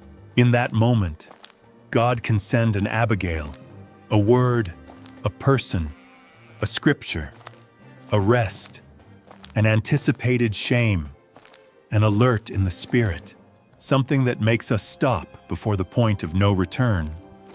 The problem is that not everyone wants to listen to Abigail. Nabal did not listen to anyone. David listened. This difference separates the fool from the tractable man. The fool protects himself from advice. The wise recognizes God even when correction comes from an unexpected person. David was greater than Nabal, not because he never made mistakes, was greater because he could be stopped. This phrase deserves to be remembered. A man used by God needs to be able to be stopped by God. Abigail was that interruption. A woman in the path of the future king. A voice of caution among 400 swords. A living reminder that God did not want David to be vengeful, but king. Abigail was that interruption. A woman in the path of the future king. A voice of caution among 400 swords. A living reminder that God did not want David to be vengeful, but king. David received the gifts of Abigail and said, "Well, go up in peace to your house. See that I heard your petition and answered it." 1 Samuel chapter 25, verse 35. This phrase shows that the war is disarmed before it begins. No sword was needed to touch the house of Nabal. No innocent servant died because of the stupidity of his master. No child woke up to the screams of massacre. No woman cried that night for her dead husband. Wisdom arrived before violence. Abigail returned to a house where the danger still did not know that had been avoided. Nabal celebrated like a king, completely oblivious to the disaster that almost caused. This also is part of the tragedy of madness. The fool often sleeps peacefully, while others hurry to put out the fire he has lit. Abigail waited until morning, not because she lacked courage, but because there was a right moment, even to tell the truth. When Nabal was sober, she told him everything. The Bible says his heart died within him and he became like stone. In the morning, when Nabal no longer had the effect of wine, his wife told him these things, and his heart sank and he became like a stone. 1 Samuel chapter 25, verse 37. 10 days later, the Lord struck Nabal and he died. David, upon hearing of this, did not celebrate like a vengeful man, recognized that the Lord had judged the cause and had prevented him from doing evil. Blessed be the Lord, who defended the cause of my insult received from the hand of Nabal and prevented his servant from doing evil. 1 Samuel chapter 25, verse 39. This is the difference between vengeance and justice. Vengeance says, "God, I need to take matters into my own hands." Justice waits for God to act without turning the wounded into a killer. Abigail helped David stay clean for the future. She not only saved lives that night, she preserved the heart of the coming king. After that, David sent for Abigail to take her for wife. She responded with humility, got up, mounted her donkey, and went with the messengers of David. The woman who had been married to a foolish man entered the house of a man who, although he failed, knew how to listen to the voice of God. This story should not be read as a simple romantic reward story. The center is not just that Abigail becomes the wife of David. The center is God using a wise woman to prevent the future king from falling into a moment of anger. Abigail changed Israel because she saved David from a decision that could stain his history before the throne. And that lesson remains alive. The danger is not always in the enemy who insults us. Sometimes the danger resides in the response we want to give. Nabal offended David, but David almost destroyed himself because of Nabal. How many people were hurt by Nabals, and in trying to respond, became what they should never have been? A harsh word received, a public humiliation, an ingratitude after so much service, a betrayal, a provocation, a message sent in disdainful tone. The sword starts to look clear. The mind gathers arguments. The heart says, "Or I have the right." Abigail enters history to ask without making question. Does this match with what God has promised to do in you? David would be king. For that, he could not act like a man dominated by anger. Whoever has a promise must be careful with small reactions. Not every provocation deserves your doom. Not every insult deserves your future. Not every offense deserves your sin. Abigail understood this before David, for that her wisdom was stronger than 400 swords. Her story ends with a hard and necessary truth. God can use someone to stop us, and that break can be mercy. Not every closed door supposes a delay. Not every interruption is the enemy. Not every person confronting us is against us. Sometimes Abigail on the road is God saying, "Do not do that." David listened. Nabal did not listen. This difference explains the destinies. Now the last woman of this journey appears precisely in the house of David, not in the desert of Hagar, not on the road of Abigail, not on the wall of Rahab, not under the palm tree of Deborah, not in the tent of Jael. Michal appears in a window, and this window reveals more than a gaze of contempt, reveals a life trapped between two houses, the house of Saul and the house of David, the daughter of Saul, who loved, saved, despised, and ended without children. Michal was the daughter of Saul, that already had quite a bit of weight. Saul was not just a king, was the first king of Israel, the man chosen when the people asked for a monarch like the nations, tall, strong, impressive, capable of leading battles, but also deeply unstable from within. In the house of Saul, love and fear walked too closely together. Michal grew in this environment, a palace where the authority of the father mixed with jealousy, insecurity, and spiritual disobedience. When David appeared in history, everything began to change. Defeated Goliath, came to be loved by people, served in the palace, played the harp to relieve Saul, battles won, and the more David grew, the more threatened Saul felt. The Bible records a rare phrase: Michal, daughter of Saul, loved David. 1 Samuel, chapter 18, verse 20. This detail is surprising because scriptures do not always directly record romantic feelings. Here it is recorded: Michal loved David. Saul heard of this and saw a political opportunity, did not treat the love of his daughter as something to protect, treated it as a tool to arrest David. I will give him to you that he may be a snare to him. 1 Samuel, chapter 18, verse 21. This phrase shows the illness of the house of Saul. The daughter became an instrument of snare. The marriage became a strategy. The love of Michal was used by her own father. Saul asked for a dangerous dowry, did not want money, wanted David to face the Philistines expecting to die in this mission. David, however, returned alive and fulfilled the demand. Michal became the wife of David, but the marriage was born surrounded by war, jealousy, and manipulation. Shortly after, Saul tried to kill David. Michal found out about the plan, and at that moment, saved the life of her husband. If you do not save your life tonight, tomorrow you will be killed. 1 Samuel, chapter 19, verse 11. She made him go down through a window. David fled. Michal placed a domestic idol over the bed, covered it with clothing, and put goat hair at the head to deceive the messengers. When Saul found out, confronted his daughter, Michal responded saying that David had threatened her. That response may have been fear, could have been an attempt to survive in front of a dangerous father. The text does not explain her reasons from within, but shows a woman trapped between loyalty to her husband and terror of the house of her father.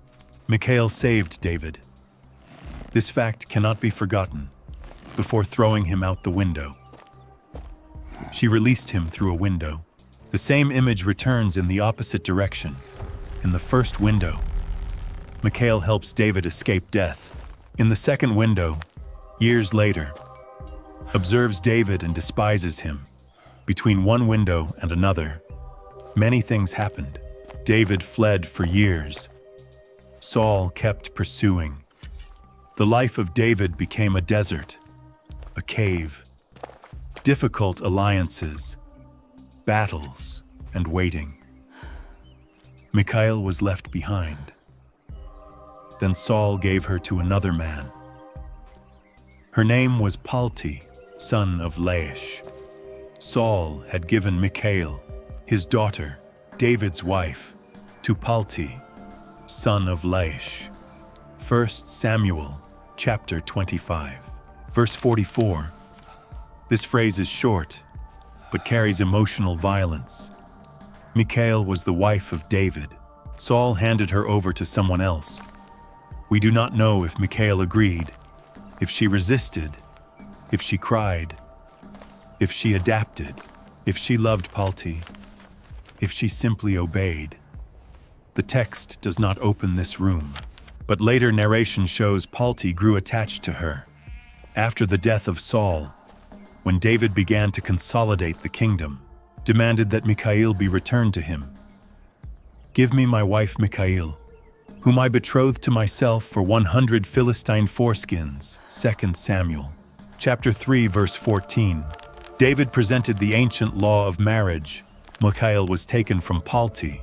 The man followed her weeping as far as Bahurim, until Abner ordered him to return. Her husband went with her, walking and weeping behind her, to Bahurim. 2 Samuel chapter 3, verse 16. This scene is one of the saddest in the life of Michal. Was given by Saul, then was taken by David. Palti wept behind her. Abner ended the scene with an order. Michal appears as a woman crossed by male decisions linked to power, kingdom, alliance, and law. Where was her voice? The text does not record.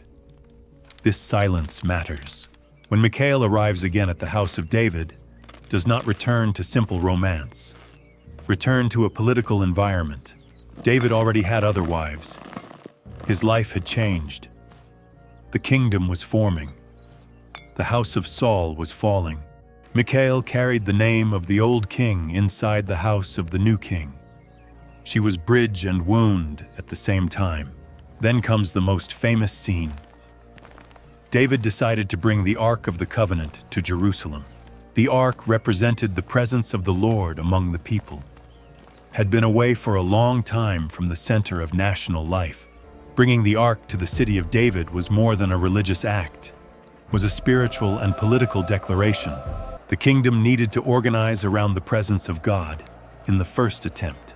Everything ended in tragedy with the death of Uzzah, because the ark was not transported according to the order given in the law. David became afraid and left the ark in the house of Obed-Edom. Later, when he knew that the house of Obed-Edom had been blessed, David organized the correct transport, sacrifices, Levites, music, happiness, the city in motion.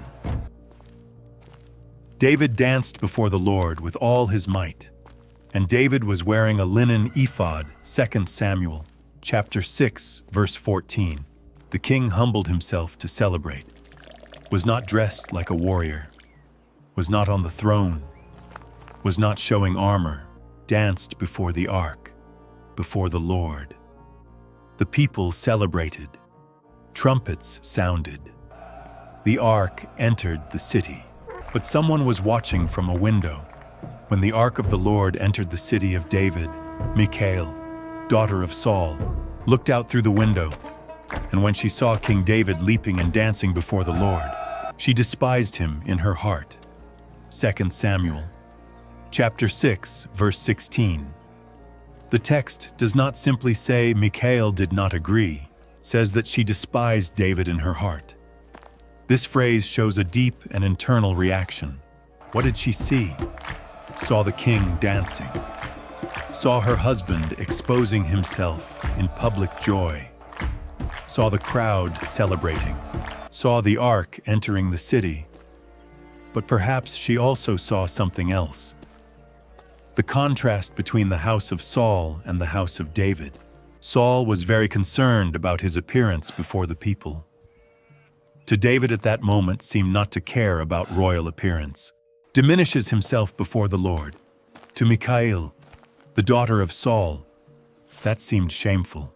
After offering burnt offerings and peace offerings, David blessed the people in the name of the Lord of hosts and distributed food, a cake of bread, a good piece of meat, and a cake of raisins to each person. Then he returned to bless his house. This phrase is painful because David enters the house with the intention to bless, but finds contempt.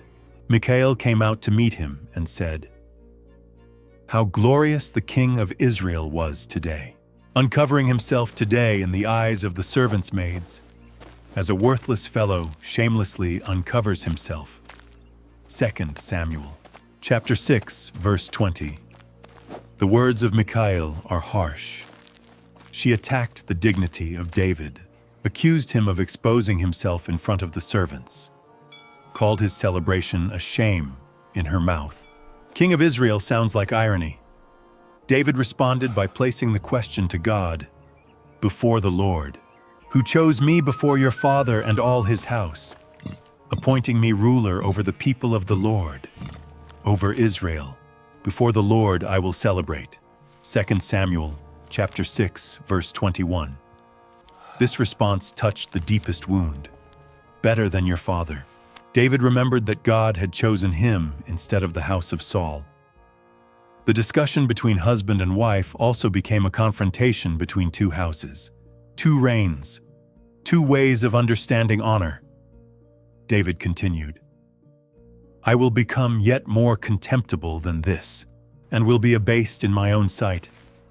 But by the maids of whom you have spoken, by them I will be held in honor." 2 Samuel, chapter 6, verse 22. David said that he would humble himself even more before the Lord.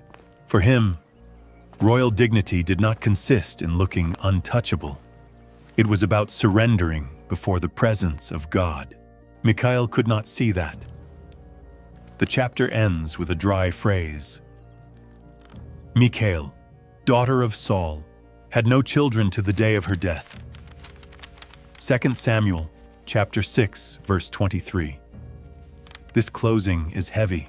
The Bible does not explain all the mechanisms of this sterility. The text only links the outcome with the scene of contempt. Michal ends childless, daughter of Saul, the wife of David, woman who loved, woman who saved, woman given to another, woman brought back, woman looking through a window, woman without descendants. Her tragedy cannot fit into a simple phrase. Michal is not just the woman who criticized David, is a character who has been wounded throughout an entire history. Her father used her as a snare. Her marriage was broken by the persecution of Saul, was given to another man.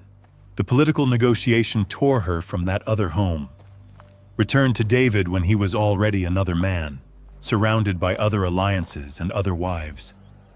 Then she watched the king celebrating in a way that seemed undignified to her. Her contempt was sin, but her history also was marked by losses. The Bible can show both things. You can recognize the pain of Michal without justifying her contempt for worship. You can recognize the mistake of Michal without laughing at her tragedy. She changed Israel in a different way than other women. Hagar revealed the God who sees. Tamar enforced justice. Rahab opened the door of faith to a foreigner. Deborah led the nation. Jael put an end to an oppression. Abigail prevented David from shedding blood. Michal revealed the danger of carrying old wounds to the point of despising what God is doing. She is a warning inside the royal house. Not all people close to the ark celebrate its presence.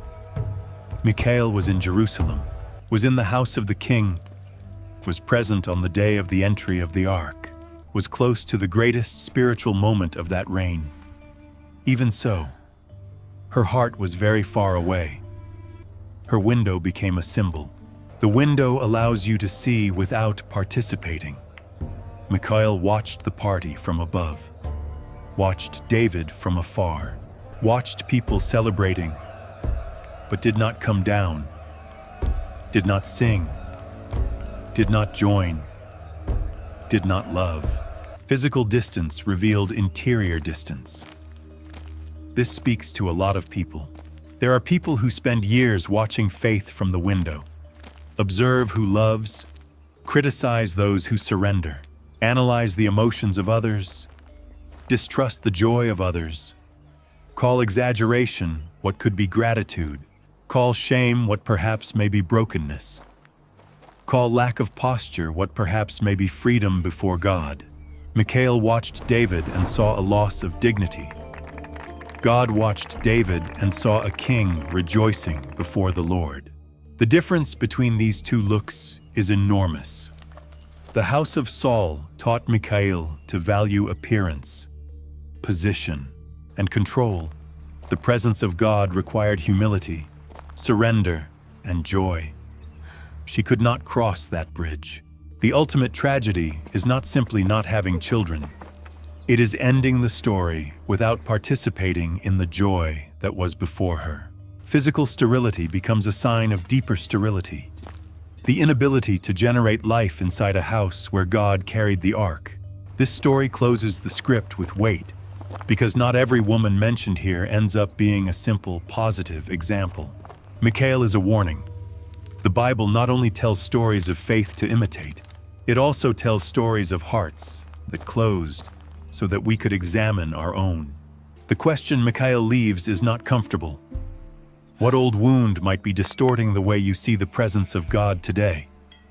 Sometimes a person is not simply responding to worship, dance, praise, prayer, or joy of someone. You are reacting to years of disappointment, manipulation, loss, comparison, and bitterness. Michal watched David dance, but perhaps she also watched everything she lost because of that story.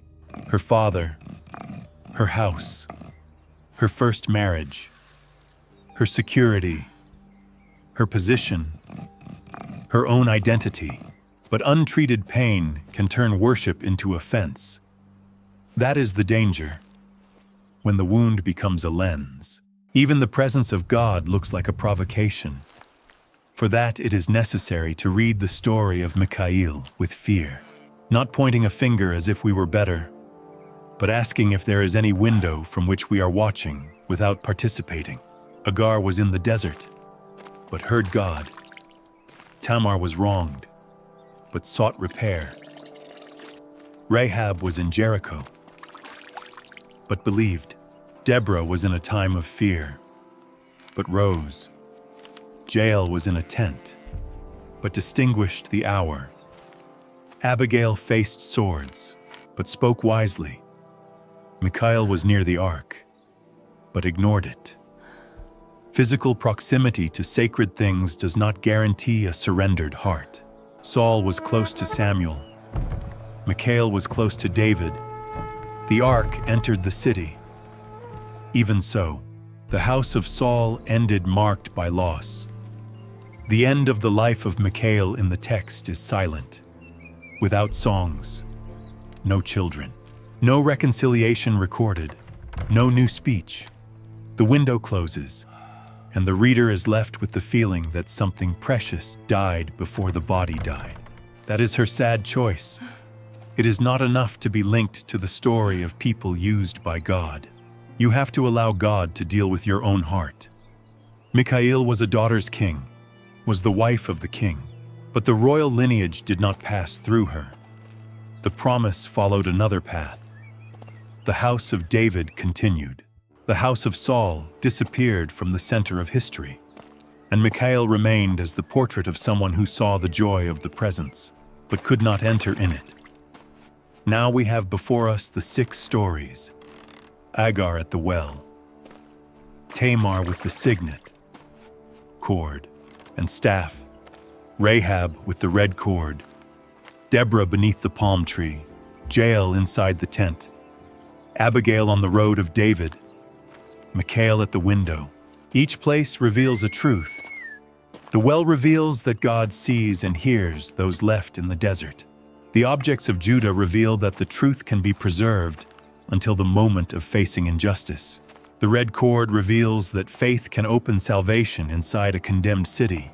The palm tree reveals that leadership can be born far from power centers. The tent reveals that discreet decisions can put an end to a great oppression. The road reveals that a wise word can prevent blood. The window reveals that a wounded heart can despise the joy of God, even being close to it. These women changed Israel because they appeared at points where history could take another direction. Hagar could have died in the desert. Tamar could have been forgotten. Rahab could have fallen with Jericho. Deborah could have stayed quiet. Jael could have protected Sisera. Abigail could have arrived late. Michal could have come down from the window and celebrated. Each story bears a choice. Some options saved, some choices hardened, and the Bible expressed them all in the same great testimony. God works with real people, in real families, in real crises. Here there is no perfect character. Had pain and escaped. Tamar used a disguise. Rahab came from a pagan city and a marked life. Deborah led in times of disorder. Jael acted in a war scene. Abigail was married to a foolish man. Michal loved, saved, suffered, and despised. The strength of these stories resides precisely in this. God did not wait for a clear stage to act. Entered in the desert of Hagar, in the shame of the house of Judah, in the wall of Jericho, in the oppression of the Canaanites, in the anger of David, in the tragedy of the house of Saul. Israel was shaped by covenants, laws, battles, and kings, but it also was shaped by women who saw, heard, spoke, hid, protected, led, interceded, confronted, and in a sad case, despised. The scriptures have preserved their names so no one reads the history of God as if only men in public posts mattered. In the kingdom of God, the well also matters. The tent also matters. The window also matters. The conversation along the road also matters. The house of the wall also matters.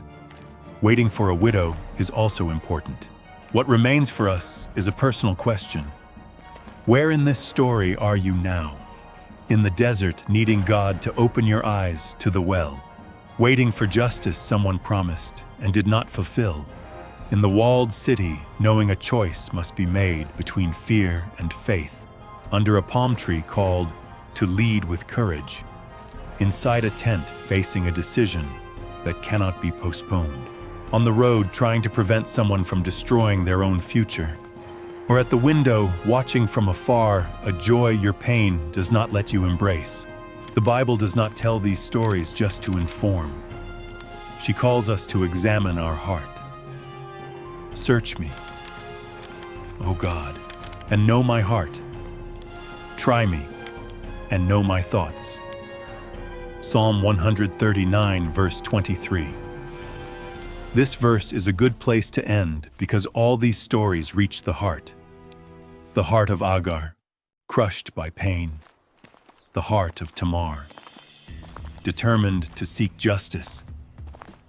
The heart of Rahab, surrendered to the true God. The heart of Deborah, raised as a mother in Israel. The heart of Jael, firm at the decisive moment. The heart of Abigail, full of prudence. The heart of Michal, trapped in contempt. God saw them all, and still sees. When the Bible says that Hagar called the Lord, the God who sees, opened a spiritual window to all other stories. God saw the slave in the desert, saw the widow in Judah, saw the woman on the wall, saw the prophetess beneath the palm tree. saw the woman in the tent, saw the intercessor on the road, saw the daughter of Saul at the window. Nothing was hidden. Faith either. Neither injustice, nor courage, nor wisdom, nor bitterness. The God of Israel does not only observe the movements of kings, sees what happens in small places, in silent decisions, in tears that no one counts, and in words pronounced before a tragedy begins. That is why these women are not details. They are witnesses. Hagar testifies that God hears the cry in the desert.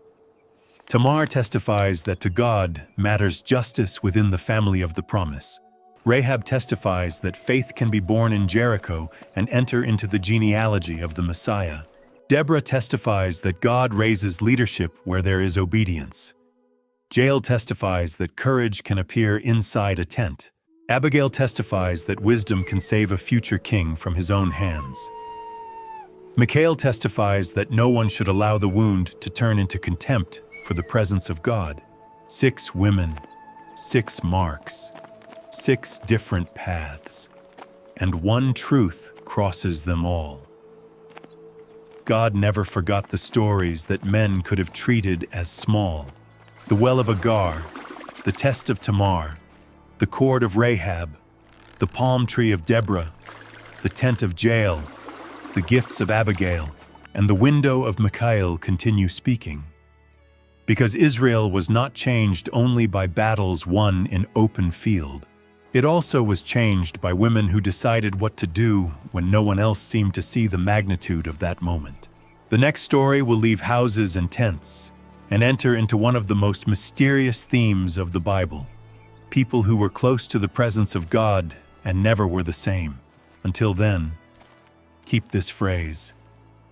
The God who saw Hagar in the desert also sees the place where your story seems forgotten.